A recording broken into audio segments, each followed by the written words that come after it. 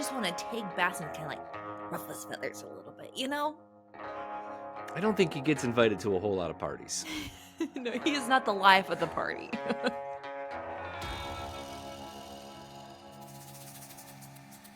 Hey, y'all, you're listening to the Yellowstone Dutton Rules podcast. And right off the top, we have multiple things to talk about today, Bass Reeves and Yellowstone. But Billy, we've got some hot news to start this podcast off. Share with everyone the good news.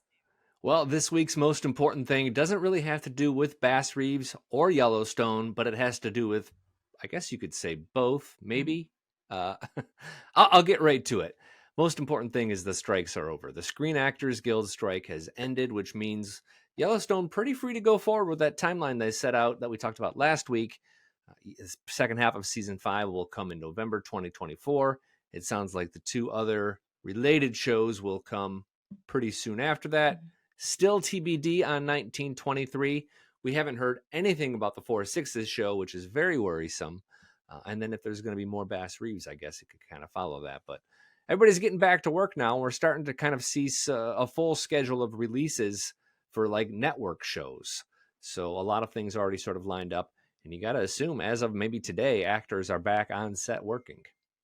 Gosh, so exciting, but also it's been fun to see actors and actresses. Now they can share and kind of promote on their own social pages shows that they're in or that they're doing. I follow this gal on TikTok who I had no clue was in the acting world, but she's like, here's a movie that's coming out and I was in, and obviously she couldn't talk about it during the whole strike. So yeah, I'm just excited to watch the people who are in all these TV shows and even maybe Yellowstone people get excited about their own work that we haven't been able to see until now. Have any of your favorite follows, Michelle Randolph and company, have they posted No, anything as of yet? Michelle's been posting her own just like other collaborations that she's been a part of, whether it be fashion or anything like that. But I haven't seen any Yellowstone related. Have you been following Mr. Cole Hauser or anyone? I'm making sure I haven't Michelle looked has. on Instagram yet to see that, but we'll have to look at like Brecken Merrill. He's usually good for something, but we're starting to kind of get a feel for how quickly they're going to be able to turn in new shows. Per deadline, CBS has just kind of updated how some of their new scripted shows are going to run. And it looks like the week after the Super Bowl is going to be a big week for CBS. CBS has the Super Bowl, so this is obviously a big promotional thing. But like, if you're a fan of like SWAT and Blue Bloods and Fire Country, those are all going to premiere on February 16th. Ghosts, which is a sitcom that my wife and I really started to enjoy, that's coming February 15th. And then all those other shows on CBS, NCIS. This is all to say that it looks like February is kind of a really realistic start point for some of those shows. So maybe like, there's a lot of other Paramount Plus shows that we really were into, like Tulsa King. We mentioned 1923. Maybe we could get some of those before that premiere in November of Yellowstone. While you were doing that, I looked up Brecken Merrill. He actually surprisingly hasn't posted anything. The last update was his horse that he rides, Storm, during Yellowstone, Right. letting everyone know that his horse was okay. He was. What happened to that horse? This is Lucky. The horse's name on the show is Lucky, and if you remember, I don't think he's gotten lucky yet as far as like season 1. That's a season 3 gift, isn't it? Remember, I haven't seen season 3, so I guess to be determined. But the horse he suffered a bout of colic, and he almost passed away, is what Brecken was sharing. But thankfully, he's okay. He's living his best horse life, apparently. So that's what Brecken's been up to. He hasn't posted anything. But yeah, I mean, all that to be said, excited to see just actors and actresses starting to post more about their work. So y'all, no, Billy was about to say something. I was about to slide a little promo for us. No. All you, go ahead. I was nodding in agreement. Move it along, sister. Y'all, we always greatly appreciate a 5-star rating and review. But hey, we're not pressuring you. If you don't feel like we deserve 5 stars, we understand. We do greatly appreciate it. But give whatever score you feel is generous. You can rate and review us on Apple Podcasts, and you can rate us on Spotify. We always greatly appreciate it and greatly appreciate whoever you send it to. And if you want to head on to YouTube, you can see our bright and shining faces, as we always cover the podcast on a video format, which so far, I mean, Billy, correct me if I'm wrong, but it seems to be taking well. Also, a good positive response to the show on YouTube, which has been fun to see. And yeah. people have interacted there, as well as email staff@tasteofcountry.com Yes. for corrections, questions, and comments. The big 3 C's, as I call them. I'll let you decide which direction we want to head here. We can either head to Bass Reeves, or we can talk about the fun little something that we have up our sleeve here on the Dutton Rules podcast. Let's pin that. Let's go Bass Okay. Reeves first. Okay. Episode 3, or they're calling them part 3 of Yes. Bass Reeves. Still TBD on how many parts this show is going to be. Now, I know you've watched ahead to part 4. Can you say definitively that part 4 is the final part? No. No, okay. No, I definitely, if they did, they'd be leaving some loose ends. Yeah, I wouldn't. That would be odd to me. But granted, I never, with this kind of stuff, I never really know. Okay. I didn't think so either. I'm expecting like 8 to 10 episodes of this show, especially because part 3 is what I like to call a maintenance episode. Nothing, it didn't seem really plot changing happened, but we introduced 3 new characters: Billy Crow, Garrett Montgomery, and Huff Underwood. 2 of those characters died, and we'll get to that in a moment. Kind of just further illustrated how some of the racism played out in the late 1800s. And then a couple of main characters that we expect to see a lot of, and that's the George Reeves, who's played by Shea Wiggum, and Esau Pierce, who's played by Barry Pepper. They were not involved in this episode, and I kind of expect both of those characters to re-enter the drama at some point. Well, I think the biggest thing that we saw here is that Bass Reeves was sworn in by Judge Parker as Deputy U.S. Marshal. So obviously that was that's kind of at the beginning, right? Yeah. Of this one? Okay, yeah. That's what happened at the beginning of the episode, right? Donald Sutherland's character. You know what my favorite part is Sally Reeves. She's kind of my favorite so far. She's the oldest of, Basson, remind me his wife's name. Why am I forgetting her name? It's Jeannie E. Banks is the actress. Why am I forgetting her name as well? Okay, well, why you look that up? Bass and his wife. I'll look that up. They are 5 children deep at this point. I guess technically 4. Number 5 was on its way. It was welcomed into the world at the end of this episode. But I love it how there's a really sweet scene between Bass's wife and Sally. That's their oldest daughter. And she's kind of sharing like, hey, you're entering into womanhood. You really need to step up and essentially, help me take care of your siblings. But at the same time, I thought it was sweet. What is the mom's name? I can't keep saying the wife. Jenny. Jenny. Her name is Jenny. And history tells us this is actually the first wife that Bass Reeves has. Jenny dies around 1900, and then he marries again. But this is probably the one we're going to focus on for this series. Surely. Yeah. Well, I love, because this scene is very much in the open, like towards the beginning. And as she's telling Sally, you're really going to have to step up. What I love, though, is at the same time as she's telling her, you've essentially got to mature, got to step up. There's this really sweet, they're doing laundry by the riverbed, and she kind of takes this scoop of water and splashes it, and she's looking around like, who did that? And then there's just a really playful moment of, I don't know, I really liked kind of that juxtaposition of, still she's a kid, and the lightheartedness in it, but also, hey, you have a large role to step into. What did you think about the sort of nonchalance with she delivers a baby? I mean, she makes a baby like your mama might make a casserole. It's just like, this is what we do on Tuesday. I know. Well, I was like, dadgum, girl. But I think if the life that they're living and all the above, I wonder if it's one of those of like, it's relative, like pain is relative. And pain is still pain. I am not like, right. I've never given birth to a child, so I have no place to say quite literally squat. But it's one of those of like, when you have gone through a really hard life, hard is relative. Meaning you can take on a lot more pain than, let's say, I could. Pretty much, she's bad A. Yeah. No, she really is. And the baby arrives while Bass is out sort of hunting down his first fugitive. He's looking Who for is? some thieves who robbed this stagecoach, and it's the Underwood gang is the main group of thieves. Billy Crow is sort of one of their lower level henchmen, and this is a character I think we're probably going to see a lot of. I suspect Billy Crow is going to kind of turn good and maybe work with Bass, maybe be Bass's new posse man in episode 4. I know you've watched, so don't tell me. That's kind of where I thought maybe that was headed. Billy Crow ends up getting arrested, but he seems to be really sort of a remorseful type of thief. Like at this point, it's clear he doesn't want to be a bad guy.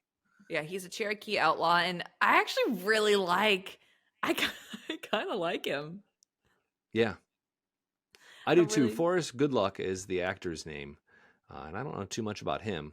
I kind of anticipated Garrett Montgomery, who is Bass's first posse man, to be a major character in this show. He dies. But yeah, spoiler alert. He's gone. Which I haven't seen Tulsa King, but he also plays in Tulsa King, right? Yeah, the actor is Garrett Hedlund, and if you've seen Tulsa King, this is the bartender. And if you go way back, he was Tim McGraw's son in the movie Friday Night Lights, which was like 20 years ago. So he looks obviously a lot different then, but a fairly well-known actor, which is why I thought he'd stick around a lot longer. Oh, dadgum. I didn't realize that. Yeah, same kid. What kind of stuck out to you? I told you kind of my favorite with Sally. That was my favorite scene. Also, I really enjoy so far Billy Crow. What was your favorite takeaway from this? Well, I loved the poker scene when Bass sits down, and you get to see a little bit about his creativity in terms of how he's getting his information. Like he needs some information from this group of thieves. No one's going to give it up to him. So he sits down at the poker table with this group who are presumably they're like related to the Underwood gang, or at least they know about some of the outlaw stuff going on. And he kind of clears the table. He wins all their money. And right when things are about to get heavy and maybe there's a fight that's going to break out, he says, listen, I'll give all your money back. You give me some information. And that's exactly what happens. They end up arresting Billy Crow, who's what he's after, and they kind of go from there. But that cheeky poker, that for the first time to me was when like I thought like maybe Bass has a little bit of a lighter side or a little bit of a clever sort of cheeky side to him. I mean, it's the closest we've come so far, right? I mean, yeah, I don't know. Y'all who are listening, do you just feel like I just want to take Bass and kind of like ruffle his feathers a little bit, you know? I don't think he gets invited to a whole lot of parties. No, he is not the life of the party. Oh, needless to say. But I will say, Billy, this is a hot take on my behalf. If we remember, I was a little hesitant on Bass Reeves. Not him as a person, the show more so. Right. I'm enjoying it, actually. It's lightened up in some ways, and I think that's mostly come through like the portrayal of his home life with Jenny and his daughters. Yes. And some of the characters around him, like Cheryl, played by Dennis Quaid, was a kind of a looser character. Even while we had him, Garrett Montgomery was a little bit more of a lighthearted character. Yes. Kind of brought some levity to the show a little bit because Bass does not seem to be able to provide any of that. Like he is straightforward. He is the straight man of the Laurel and Hardy comedy troupe. I am loving young Arthur, little young Sally Reeves, little love interest. What is the actor's name? He plays in This Is Us. I remember you telling me that. Lonnie Chavis, and he played young Randall Pearson. Yes. In This Is Us, the boy version of that. Yes. He's kind of grown up now. And we learn a little bit more about him, too, which leads me to believe that he's going to become a major character. We learned that, what's his name on the show? Arthur. Arthur is an orphan. Both of his parents have died, so he kind of tells Sally to appreciate having a mom and a dad. And, you know, he's kind of he's full press on with his courtship of young Sally, even though the mom told him to stay away. He's not listening, as one would hope. You know what's interesting? I mean, it's not necessarily a comparison to Rip Wheeler, but they're big on orphans or just like parentless love interests. That's a good point. Rip and who else was in? There was Homeboy on Yellowstone, the newest orphan. What? Homeboy? The Australian actor who plays in season 4 and season 5, Beth's sort of son. Oh, why can I not think of his name? Oh my gosh. Yay. Carter. Carter. That's right. I couldn't think of his name either. I was going to drive me nuts. Carter. Yeah. It's interesting. Lots of orphans. Yeah, big theme there. That's a good point. I hadn't thought about that. But that was my favorite. You asked my favorite scene. The gambling scene was sort of my favorite scene. I thought I did a little bit more digging on Judge Parker and about how many convictions, and he was known as the hanging judge, and he sentenced about 160 people to death, and 79 of those were executed during his time, which is very interesting.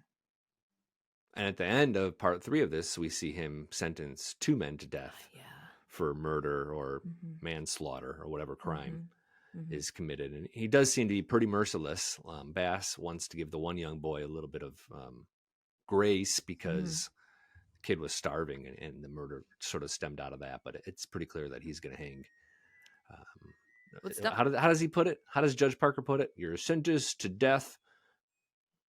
He has a way of saying it that's really illustrative. Yeah, he is hung. When you said it suggests that we end it with he is. I mean, we don't see that, but that his sentence is to be hung.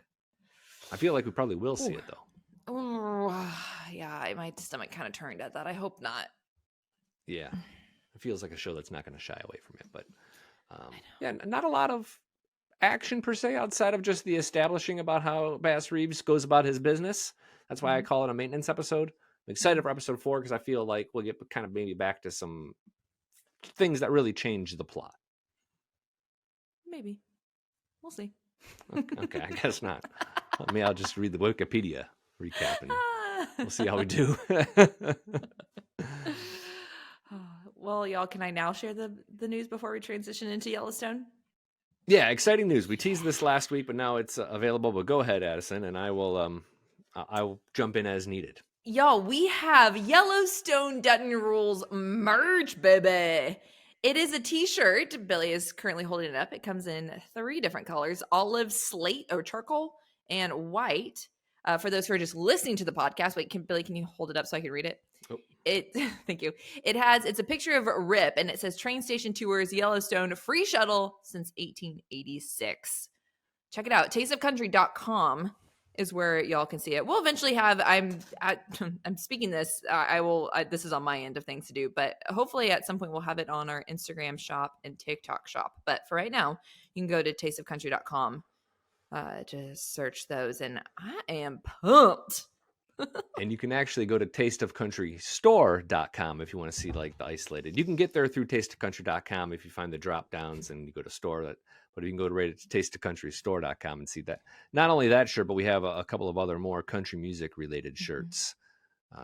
One that promotes Dolly and Reba for president, and several more that you can get. And it looks like we have sweatshirts available for all of these as well. Yeah, I'm excited. I want a trucker hat. Yeah, right?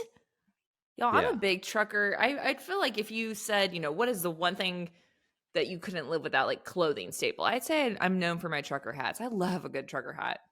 Yeah. Yeah, hopefully. I agree. And we've asked about it because this logo with the Yellowstone one would look great on a hat. And we're like, okay, how about hats? And I don't know. I didn't read that whole email. It was like it was words, can't do it right now. Maybe words later down. I was like, okay. Just tell me when you got the hat, Jim. But hopefully yeah, let us know, staff at tasteofcountry.com, or even if you want to comment on the YouTube channel, etc. If y'all ever purchase one, let us know. Also, you can tag us on Instagram. I check those.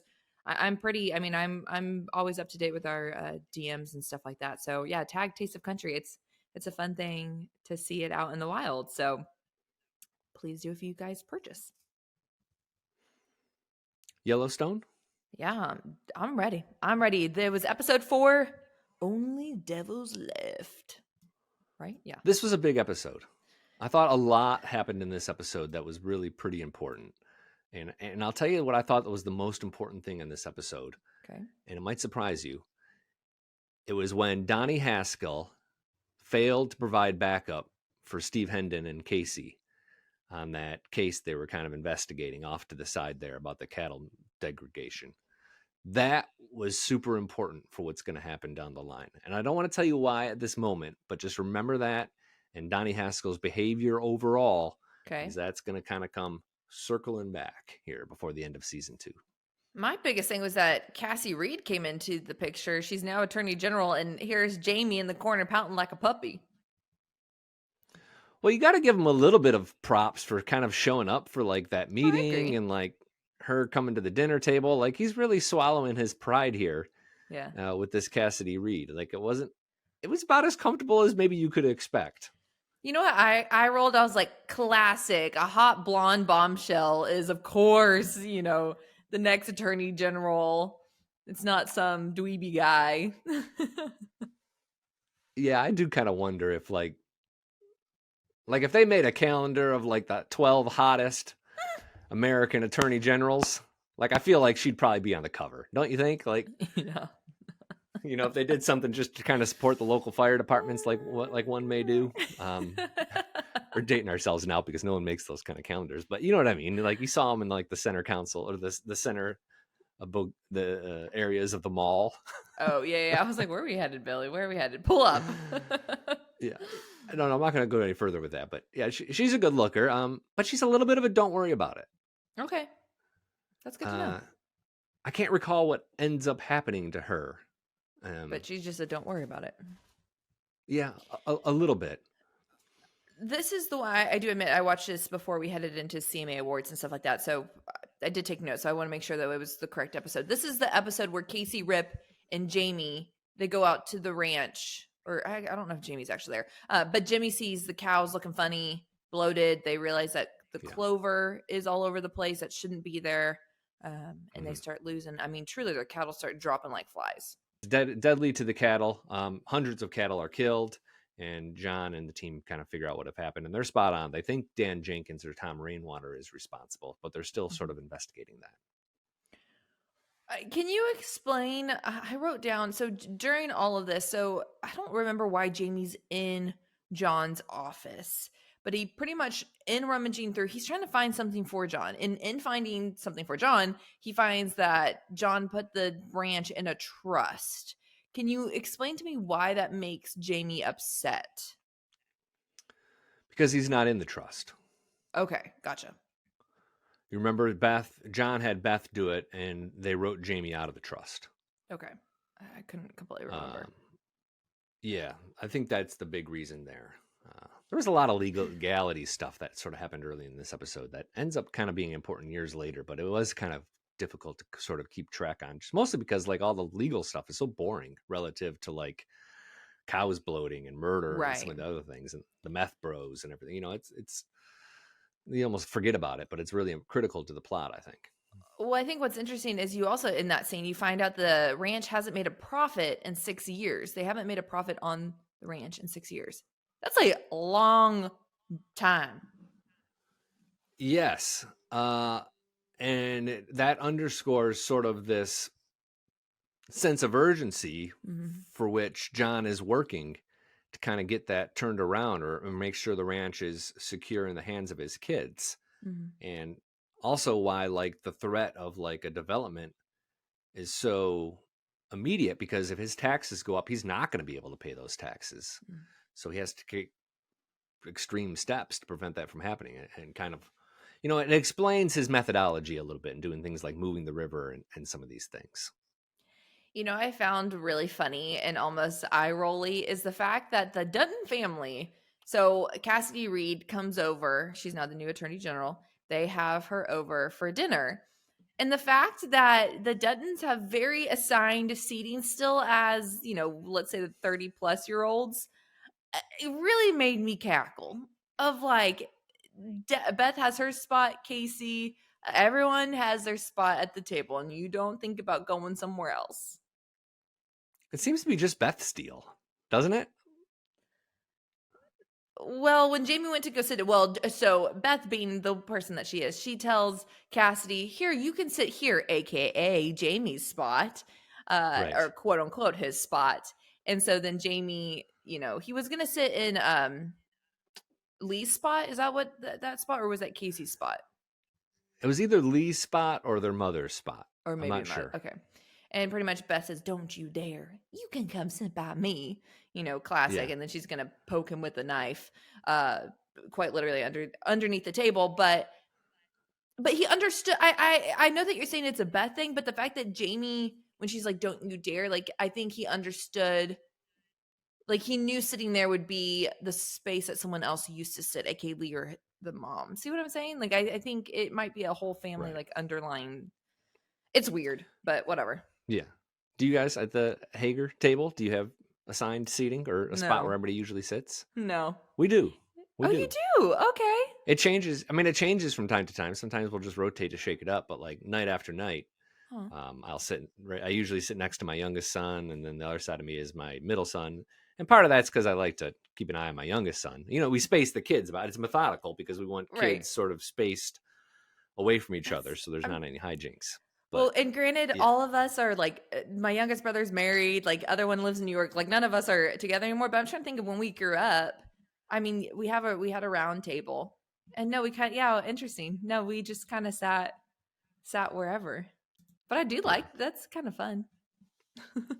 I think this is the first episode where we got to meet Steve Hendon, Agent Hendon, played by he's the same actor plays Cookie in 1883, and he's sort of Taylor Sheridan's Where's Waldo, and that he pops up in almost every series. He's also a big part of Lioness.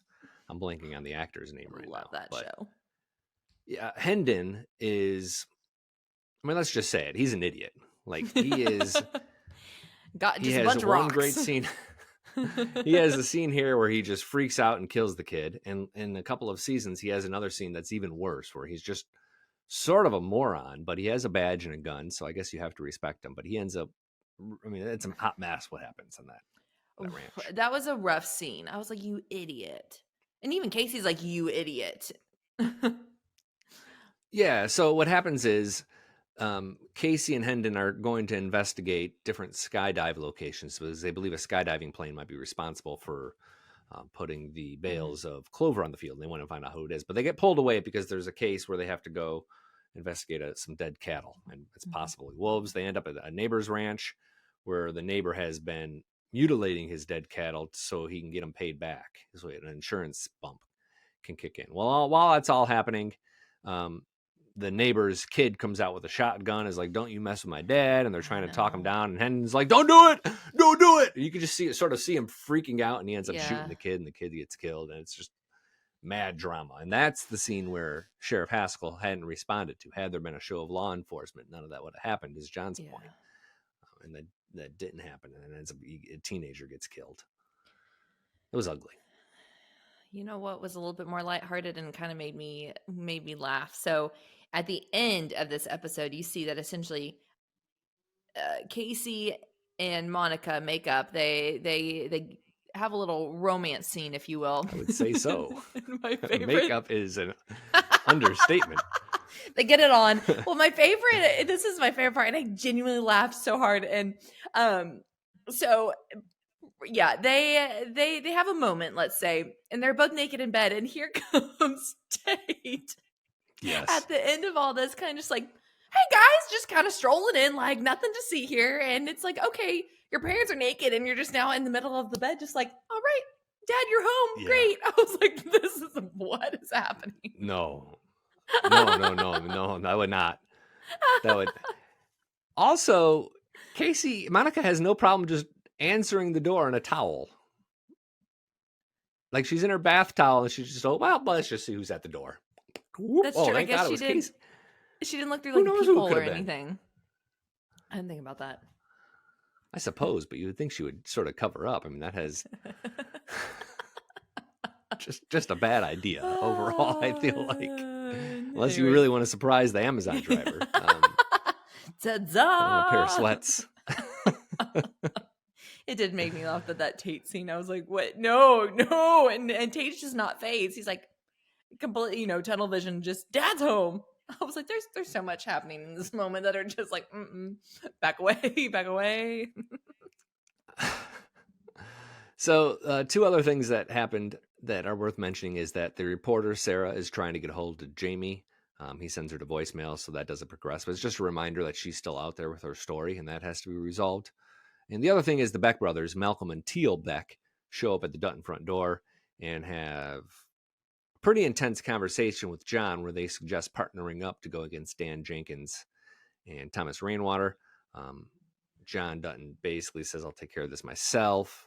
But they're still out there sort of watching and pulling strings through all of this. And now the Duttons are aware of them. So it's their first sort of meeting of the minds.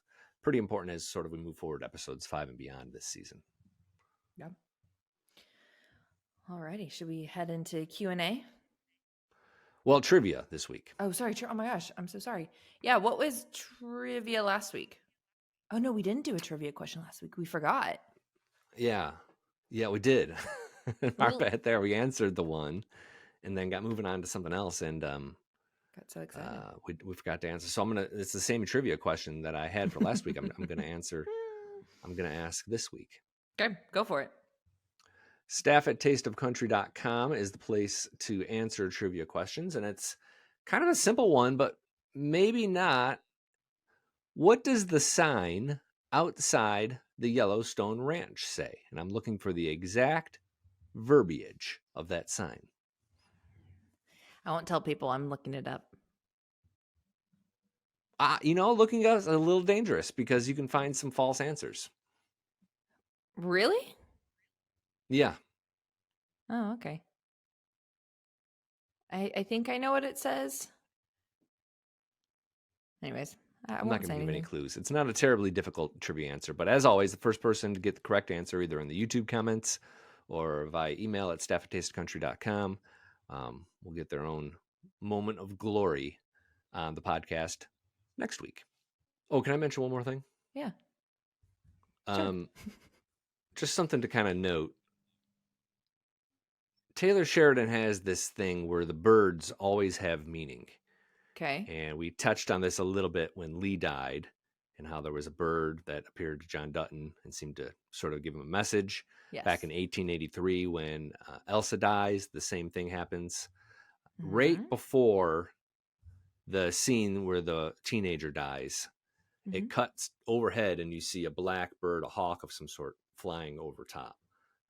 Just remember, like, whenever you see birds, that's usually a foreshadowing that something pretty ominous and scary is probably going to happen. But we see it probably not for the first time, but really clearly there right before that scene where Hendon has his boneheaded move and kills that kid. Interesting. I didn't even notice that. Yeah. Or I didn't remember it. I probably noticed it, but didn't catalog that. You wouldn't unless you kind of knew. I mean, it's just sort of a weird little thing, like these little Easter eggs that Taylor Sheridan puts in here and there. I like to point them out. Q&A? No Q&A this week. I think we can wrap. Wow. Well, y'all, thank you guys so much for listening. As always, staff@tasteofcountry.com is where you can leave your trivia question. You can also leave it on the YouTube video. We greatly appreciate a 5-star rating and review as always. But you can, like I said, leave whatever rating you feel led to. We always appreciate it. And this podcast is another Dandy Town Square Media podcast, y'all. Yeah, Billy Dandy. didn't love it. It was dandy today. Okay, it was dandy. No, I liked dandy. Thanks for hanging. A burst of sunshine over there, aren't you, Addison? Handy dandy. See ya. Bye.